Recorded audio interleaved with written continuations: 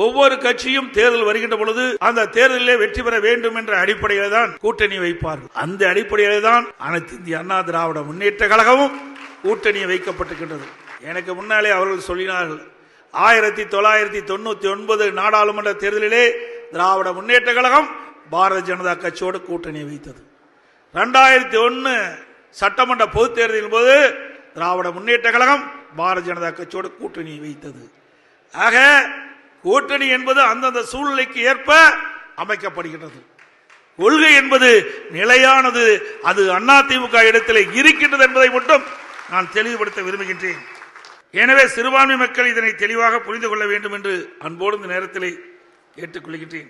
நான் ஏற்கனவே குறிப்பிட்டதை போல மதத்திற்கும் ஜாதிற்கும் அப்பாற்பட்ட கட்சி அனைத்து இந்திய அண்ணா திராவிட முன்னேற்ற கழக கட்சி. அனைத்து மதத்தினரும் சமமாக பாவிக்கக்கூடிய இயக்கம் அனைத்து இந்திய அண்ணா திராவிட முன்னேற்ற கழக இயக்கம்.